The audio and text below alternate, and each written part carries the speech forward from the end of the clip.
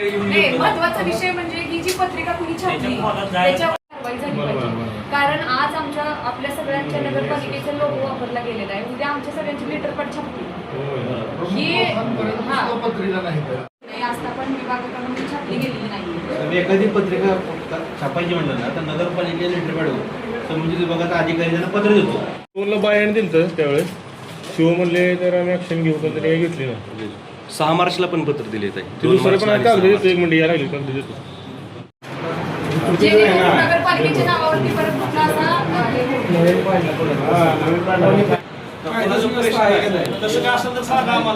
तुमच्या प्रेशर आहे का? मला विचारलं होतं का पत्रिका काढताना किंवा तुम्हाला विचारलं आपल्या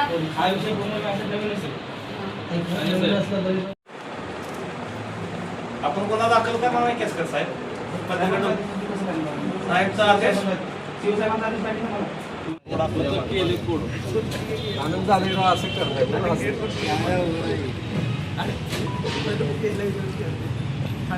पण पोलीस ठाण्यामध्ये आलेला आहात, काय आपली मागणी आहे, कशासाठी आपण सगळे नगरसेवक घेऊन पोलीस स्टेशनमध्ये आलो? खरं तर आज आम्ही सोशल मीडियाच्या माध्यमातून आम्हाला आमच्या नगरपालिकेचा लोगो वापरलेली राजमाता जिजामाता उद्यानाची पत्रिका उद्घाटनाची पत्रिका आम्हाला बघायला मिळाली. खऱ्या अर्थानं कुठली प्रशासकीय मान्यता नसलेली ही पत्रिका आम्हाला म्हणजे बघायला मिळाली. त्यामुळे आम्ही आज सगळेजण इथं तक्रार देण्यासाठी आम्ही आलेलो आहोत. काय मागणी? म्हणजे कुठलीही प्रशासकीय मान्यता नसताना आम्हाला कुणालाही विचारात न घेता कुठंतरी अज्ञात व्यक्तींनी ही नगरपालिकेचा लोगो वापरून अनधिकृत पत्रिका छापलेली आहे.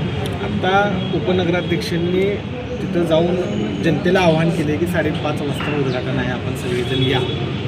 एका बाजूला तुम्ही म्हणताय माहीत नाही, अज्ञात व्यक्तीने पत्रिका छापली, दुसऱ्या बाजूला उपनगराध्यक्ष म्हणतात की तुम्ही मग त्यांच्यावरती कारवाई होईल. असं जे लोकांनी म्हणजे त्यांनी आम्हाला कोणालाही विश्वासात न घेता म्हणजे मी अध्यक्ष आहे आणि इवन सीओचं सुद्धा पत्रिकेत नाव नाही. सीओ साहेबांना, अध्यक्षांना आणि नगरसेवकांना कुणालाही विश्वासात न घेता कुठलीही पूर्वकल्पना न देता जर अशी पत्रिका आस्थापना विभागाकडून न छापता कुठंतरी बाहेर पत्रिका छापून जर असं आव्हान ते करत असेल तर त्या लोकांवरती संबंधित प्रत्येक घटकावरती कारवाई होईल. विषय पत्रिकेपुरताच आहे कामाच्या क्वालिटीचा देखील आहे. संबंधित बऱ्याचशा संघटनांनी आम्हाला बऱ्याच वेळोवेळी पत्र दिलेलं आहे की तिथे क्वालिटी चेक व्हावी. क्वालिटी चेक झाल्यानंतर क्वालिटी चेकचा पण विषय आहे आणि सोयीसुविधांचा पण विषय आहे. त्या जिजामाता राष्ट्रमाता जिजामाता उद्यानामध्ये आपण बघितलं तर बऱ्याचशा सोयीसुविधा अपुऱ्या आहेत. तिथं टॉयलेट बाथरूमची सोय नाही. बऱ्याच वर्षापासून ती बाग बंद आहे. जर उद्घाटन करायचं होतं तर अगोदरच करायचं होतं. मग आत्ताच हा घाट कशासाठी म्हणजे हा चाललेला आहे. तिथं कुठलीही सोयीसुविधा नाही आहे. टॉयलेट बाथरूमची सोय नाही, पिण्याच्या पाण्याची सोय नाही. तिथं म्हणजे सुरक्षेच्या दृष्टिकोनातून कुठली सोय नाही, कुठलाही ठराव तिथं झालेला नाही. आणि अशा अवस्थेत जर हे उद्घाटन झालं तर ते चुकीचं होईल असं आम्हाला वाटतं. थोड्याच वेळात उद्घाटन होणार आहे, त्यांची तयारी चालू आहे, काय तुमची म्हणणं?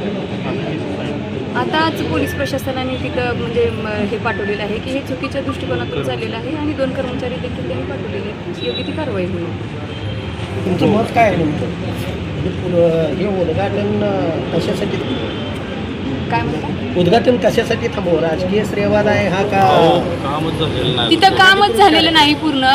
हे बघा, हे उद्घाटन होत असताना लोकांचं ही बाग जी आहे ती कुणासाठी आहे? सर्वसामान्य नागरिकांच्यासाठी आहे, इथल्या लोकांच्यासाठी आहे. त्यांना सर्व सुविधांनी सुसज्ज अशी बाग द्यावी अशी आमची इच्छा आहे. ही ज्यावेळेस आम्ही इथं आलो त्यावेळेस आम्ही लोकसहभागातून ती बाग स्वच्छ केली. इतक्या दिवस बंद अवस्थेत असलेली बाग तुम्ही बघितलेलं आहे की लोकसहभागातून तिथं आम्ही स्वच्छता अभियान घेतलं आणि ती बाग स्वच्छ केली आणि त्या दिवसापासून आम्ही तिथं कामाला लागलेलो आहोत.